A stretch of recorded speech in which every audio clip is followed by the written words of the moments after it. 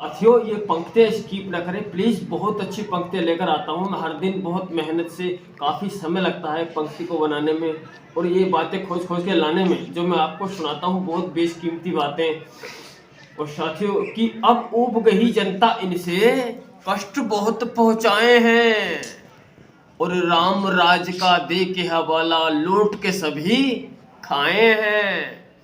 अब ऊब गई जनता इनसे, कष्ट बहुत पहुंचाए हैं। यानी अब जनता इनसे ऊब चुकी है। जब से ये सत्ता में आए हैं तब से लेके कुछ न कुछ परेशानियां इंसान के लिए लाते रहते हैं। यानी हर दिन भगाए रहते हैं, कभी जनसेवा केंद्र पर, कभी बैंकों की लाइनों में, कभी कहीं। यानी अब ऊब गई जनता इनसे। यानी सबसे पहले नोटबंदी आई तो उसमें लोगों को मुफ्त में यानी कई कई दिन बैंकों पर जाना पड़ा और काफ़ी समय लगा। और यानी ऐसी सर्दी में, जैसी सर्दी आज पड़ रही है, बिल्कुल ऐसी सर्दी में लोगों ने अपना बहुत बेशकीमती समय बर्बाद किया। और ब्याह शादियों में भी लोगों को पैसे में दिक्कतें आई कि राम राज का देते हवाला लूट के सभी खाए हैं। यानी यहाँ कुछ लोग ऐसे थे इस देश में, इस प्रदेश में, यानी जिन्होंने अपने पैसा जमा कर रखा था। यानी प्राइवेट कंपनियों में, किसी का बजाज में था, किसी का पल्स में था, किसी का जीवेल में था, किसी का काई में था। यानी जब नोटबंदी आई तो उनको उड़ा के ले गई लोगों, जब उनको उड़ा के ले गई। हाँ, अब ऊब गई जनता इनसे, कष्ट बहुत पहुंचाए हैं, राम राज का दे के हवाला लूट के सभी खाए हैं। बचा नहीं कोई भूला बिछड़ा, यानी कोई भूला बिछड़ा भी नहीं बचा होगा जिसको इन्होंने नुकसान नहीं पहुंचाया होगा, जिसको इन्होंने नहीं भगाया होगा, जिसको इन्होंने परेशान नहीं किया होगा।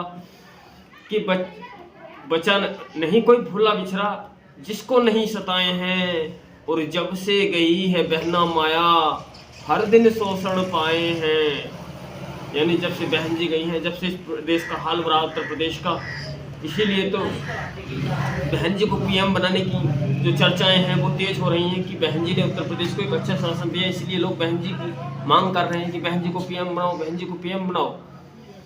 कि बचा नहीं कोई भूला बिछड़ा, यानी लॉकडाउन में ऐसा कोई भूला बिछड़ा नहीं बचा होगा जो प्रदेश में काम कर रहा होगा, उसको पैदल ना आना पड़ा हो, या उसको रास्ते में दिक्कतें ना आई हों, या रास्ते में जहाँ तक डंडा भी पड़ा था लोगों पर। यानी उनके लिए कोई ऐसी सुविधा नहीं करी गई थी लॉकडाउन से पहले, 1 दिन 2 दिन पहले, कि लोगों को मास्क लगाकर कैसे भी करके गाड़ी से उनको मुफ्त में छोड़ दिया जाए। कि जब लॉकडाउन लग रहा तो यानी जनता को परेशानी आई बजाय सावधानी के, कि कभी दलित तो कभी ये मुस्लिम, कभी दलित तो कभी ये मुस्लिम अपमान ही पाए हैं। यानी दलितों को और मुस्लिमों का सबसे ज्यादा अपमान हुआ है। हिंदू हिंदू कहकर कुछ ने, हिंदू हिंदू कहकर कुछ ने लोग ही वर्ग लाए हैं। और अब ऊब गई जनता इनसे, कष्ट बहुत पहुंचाए हैं। यानी हिंदू हिंदू कहकर कुछ ने लोग ही वर्ग लाए हैं। यानी लोगों को दिया कुछ नहीं है, खाली हिंदू के नाम पर उनका वोट लिया है, उनका शोषण किया है। यानी उनके लिए कोई ऐसा रास्ता नहीं खोला रोजगार का जिससे वो अपनी तरक्की कर सकें या आगे की तरफ जा सकें, अपने बच्चों को पढ़ा सकें, लिखा सकें। यानी जब से हमारी सत्ता आई है जो वर्तमान में चल रही है, स्कूलों की आप देख लीजिए। यानी 1 साल में पहले कितनी छुट्टियां होती थी और आज कितनी छुट्टियां हो रही हैं। पहले अगर 100 छुट्टियां होती थी स्कूलों की, प्राइमरियों की, सरकारियों की, तो अब 150 200 दिन छुट्टियां होती है साल में। यानी हिंदू के नाम पर केवल लोगों को वर्ग लाया, उनका वोट लिया है, उनका इस्तेमाल किया है, ना कि उनके लिए कोई सुख सुविधा या योजना दी है। रोजगार की बात नहीं यहाँ, यानी यहाँ भारत में रोजगार की बात नहीं है, केवल मंदिर लाए हैं। यानी यहाँ रोजगार की बात नहीं, मंदिर लाए हैं। मंदिर से होगा युवाओं का भला, हर इंसान का भला। मंदिर से मिलेगी इंसान को रोटी, कामकाज से रोटी नहीं मिलेगी। यानी शिवलिंग की पूजा करेंगे तब रोटी मिलेगी, अगर मेहनत करें या ना करें रोटी मंदिर से मिलेगी। रोजगार की बात नहीं, यहाँ केवल मंदिर लाए हैं और मंदिरों से भला कहाँ शिक्षा रोज घटाए हैं। यानी हम लोगों का साथियों, हम हिंदू हैं, मेरी भी गिनती हिंदुओं में आती है, हम ऐसी समाज से आते हैं।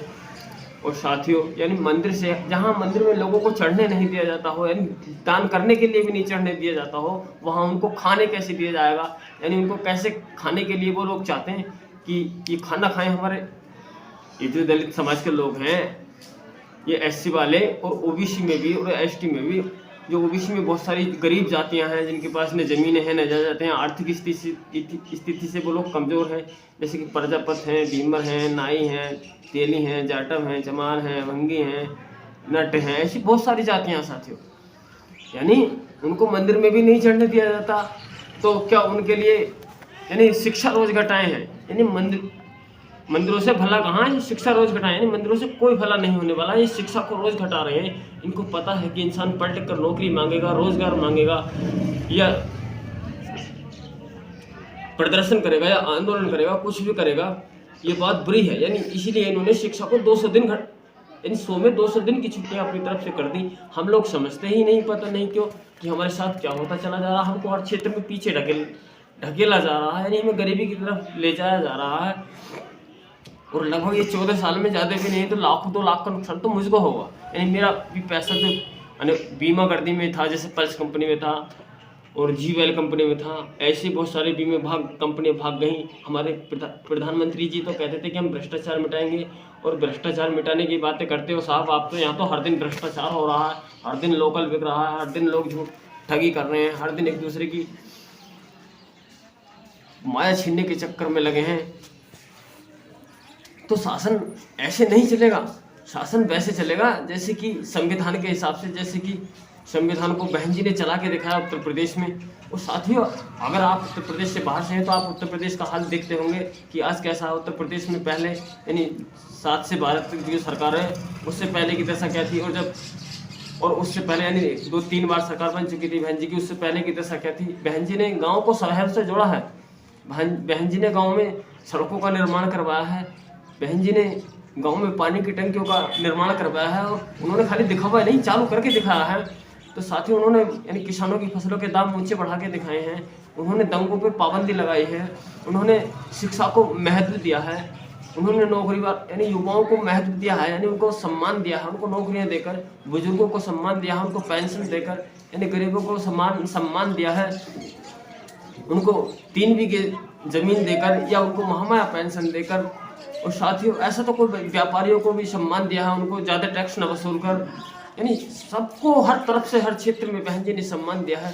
तो साथियों, बहन जी का तो शासन देखा वाला है, तो हम लोग क्यों जाते हैं गठबंधन सठबंधन पर। वो गठबंधन वालों की सत्ता भी हम लोगों ने देखी है कि कैसे शोषण होते हैं लोगों के, कैसे अपहरण होते हैं लोगों के, कैसे बलात्कार होते हैं महिलाओं की, कैसे ठगी होती है लोगों के साथ, कैसे रोज दिन में पशु चोरी करके ले जाते हैं, कैसे दिन में ही व्यापारियों को अपहरण हो जाता है, कैसे ही दिन में ही लोगों की गोली मारकर जान ले ली जाती है। यानी हमने गठबंधन वाले भी देखे हैं और शब्द देखे हैं, और बसपा का शासनकाल भी देखा है। इसीलिए तो हम लोग बार बार अपील करते हैं आपसे कि अपना कीमती वोट कविताएं सुना कर, क्योंकि हम आपको भी जागरूक करना चाहते हैं कि अभी भी हमारे देश में कुछ अंधभक्त है जो ये सोचते नहीं कि हमारा देश कितने पीछे जा रहा है। हर देश का हर एक इंसान, ऐसा कोई बचा ही नहीं जो पीछे की तरफ नहीं जा रहा है। तो हम क्यों न इस जो कीचड़ में फूल खिला उसको क्यों न कीचड़ में समाप्त कर दें, और हाथी को दिल्ली तक ले जाएं, और हाथी की सत्ता बनाकर एक देश को एक मजबूती की तरफ ले जाएं। और साथियों, हाँ, अगर ये पंक्तियां आपको हमारी पसंद आई हैं तो कमेंट जरूर करें, और वीडियो को अभी आपने लाइक नहीं किया तो वीडियो को लाइक करें। और हाँ साथियों, अगर आप ऐसे ही अच्छी अच्छी कविताएं, जागरूक कविताएं, देशभक्ति में आप सुनना चाहते हैं तो हमारे चैनल को भी सब्सक्राइब करें, और बेल को प्रेस करें, और चलते हैं अगले वीडियो में, फिर मिलेंगे। जय भीम।